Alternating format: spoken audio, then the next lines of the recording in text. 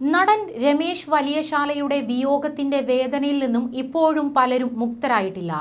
തിരുവനന്തപുരത്തെ വലിയശാലയിൽ ദർശൻ എന്ന വീട്ടിലാണ് രമേശും കുടുംബവും താമസിച്ചത്. ആ വീട്ടിൽ തന്നെയായിരുന്നു രമേശ് ജീവിതം അവസാനിപ്പിച്ചത്. അദ്ദേഹത്തിന്റെ സുഹൃത്തുക്കൾക്കും സഹതാരങ്ങൾക്കും രമേശ് ആത്മഹത്യ ചെയ്തതാണെന്ന് ഇപ്പോഴും വിശ്വസിക്കാൻ സാധിക്കുന്നില്ല. 22 വർഷം ടെലിവിഷൻ പരമ്പരകളിൽ സജീവം, മലയാളികൾ ഒരിക്കലും മറക്കാനാവാത്ത മുഖം, എല്ലാ കാര്യങ്ങളും വളരെ പോസിറ്റീവായി കാണുന്ന വ്യക്തി, പലർക്കും ഇൻസ്പിറേഷൻ കൊടുത്ത വ്യക്തി, അങ്ങനെ ഒരാളാണ് വീട്ടിൽ തൂങ്ങി മരിച്ച നിലയിൽ കണ്ടെത്തിയത്. ആർക്കും ഇത് വിശ്വസിക്കാൻ സാധിക്കുന്നില്ല. രമേശ് ആത്മഹത്യ ചെയ്യാനുള്ള കാരണം ഇപ്പോഴും ദുരൂഹതയായി നിൽക്കുന്നു. ഒരു പിടി ചാരമായി രമേശ് മാറിയപ്പോൾ ആ ദുരൂഹത മാത്രമാണ് ഇപ്പോൾ ബാക്കിയായി നിൽക്കുന്നത്. മരണം നടന്ന് 3 ദിവസം പിന്നിടുമ്പോഴും ഇത്രയും സന്തോഷവാനായ മനുഷ്യൻ എന്തിനാണ് ആത്മഹത്യ ചെയ്തത് എന്നുള്ള സംശയം പ്രിയപ്പെട്ടവർ ഇപ്പോഴും പങ്കിടുന്നു. എപ്പോഴും സന്തോഷത്തോടെ കണ്ടിരുന്ന വ്യക്തി മരണത്തിലേക്ക് നടന്നെത്തുന്നത് എന്തിനെന്നറിയില്ലെന്നാണ് എല്ലാവരുടെയും പ്രതികരണം. എന്തുകൊണ്ടാണ് ഇങ്ങനെ സംഭവിച്ചതെന്ന് മനസ്സിലാകുന്നില്ല എന്നാണ് നടി സീമാജി നായർ സമൂഹ മാധ്യമത്തിൽ കുറിച്ചത്. നമ്മൾ കുറച്ചു നാളുകൾക്ക് മുൻപ് സംസാരിച്ചപ്പോഴും ഒരുപാട് സന്തോഷത്തോടെ ആയിരുന്നല്ലോ സംസാരിച്ചത്. പിന്നെ തിരക്ക് പിടിച്ച വർക്കുകൾക്കിടയിലുമായിരുന്നു.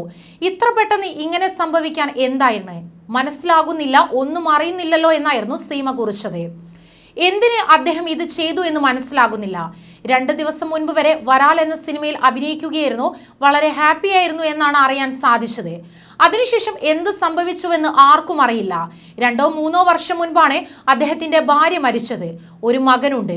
ഭാര്യയുടെ മരണശേഷം അദ്ദേഹം മറ്റൊരു വിവാഹം കഴിച്ച് ജീവിക്കുകയായിരുന്നു.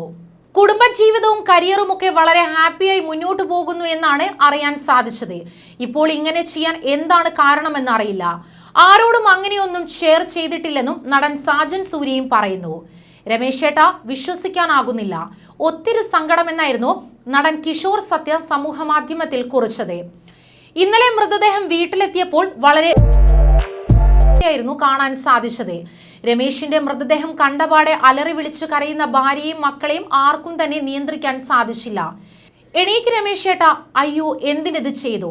നെഞ്ചത്തടിച്ച് രമേശിന്റെ മൃതദേഹത്തിനരികെ ഇരുന്ന ഭാര്യയെ ബന്ധുക്കൾ ഒരു വിധത്തിലായിരുന്നു റൂമിലേക്ക് കൂട്ടിക്കൊണ്ടുപോയത്. അച്ഛനെ അവസാനമായി കണ്ടപ്പോൾ ഒട്ടും സഹിക്കാനാവാതെ പിടിച്ചു നിന്ന സങ്കടം പൊട്ടിക്കരഞ്ഞുകൊണ്ടായിരുന്നു മകൻ തീർത്തത്. 3 വർഷം മുൻപാണ് രമേശിന്റെ ആദ്യ ഭാര്യ അർബുദത്തെ തുടർന്ന് മരിച്ചത്. പിന്നീട് ജീവിതത്തിൽ ഒരു കൂട്ട് വേണമെന്ന് തോന്നിയപ്പോൾ രമേശ് വീണ്ടും വിവാഹം കഴിച്ചു. ആ കുടുംബ ബന്ധം സന്തുഷ്ടകരമായി മുന്നോട്ട് പോകുന്നതിനിടയിലാണ് രമേശിന്റെ ആത്മഹത്യ. ആദ്യ ഭാര്യയിൽ ഒരു മകനുണ്ട്. ആ മകനെയായിരുന്നു കാനഡയിലേക്ക് പറഞ്ഞയച്ചത്. ആ മകൻ എത്താൻ വേണ്ടിയായിരുന്നു 2 ദിവസത്തെ കാത്തിരിപ്പ്.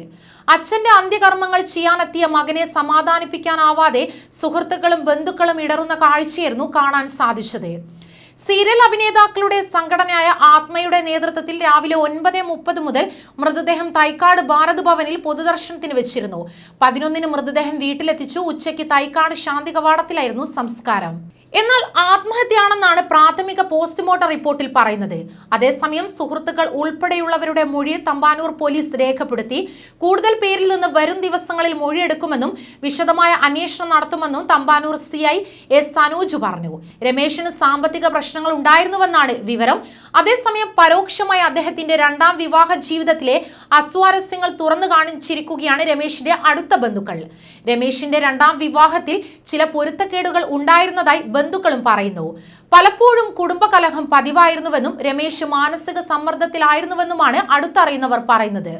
രമേശിന്റെ മരണസമയം ഭാര്യയും മക്കളും പുറത്തായിരുന്നു. രാത്രി 8ഓടെ തിരിച്ച് വീട്ടിലെത്തിയപ്പോഴാണ് രമേശിനെ തൂങ്ങിയ നിലയിൽ കണ്ടെത്തിയത്. ഉടനെ ആശുപത്രിയിൽ എത്തിച്ചിരുന്നുവെങ്കിലും മരണം സംഭവിക്കുകയായിരുന്നു. ഇപ്പോൾ 2ാം ഭാര്യയ്ക്കെതിരെ പരാതി നൽകാൻ ഒരുങ്ങുകയാണ് ബന്ധുക്കൾ. നാടകത്തിലൂടെ കലാരംഗത്തെത്തിയ രമേശ് മലയാള സീരിയൽ രംഗത്തെ ഏറ്റവും തിരക്കുള്ള നടന്മാരിൽ ഒരാളായിരുന്നു. 22 വർഷത്തോളമായി സീരിയൽ രംഗത്ത് സജീവമാണ് രമേശ്. മോഡൽ സ്കൂളിലായിരുന്നു വിദ്യാഭ്യാസം. തിരുവനന്തപുരം ആർട്സ് കോളേജിൽ പഠിക്കവെയാണ് നാടകത്തിൽ സജീവമായത്. സംവിധായകൻ ഡോക്ടർ ജനാർദ്ദനൻ അടക്കമുള്ളവരുടെ ഒപ്പമായിരുന്നു നാടക പ്രവർത്തനം. കോളേജ് പഠനത്തിന് ശേഷം മിനി സ്ക്രീന്റെയും ഭാഗമാവുകയായിരുന്നു.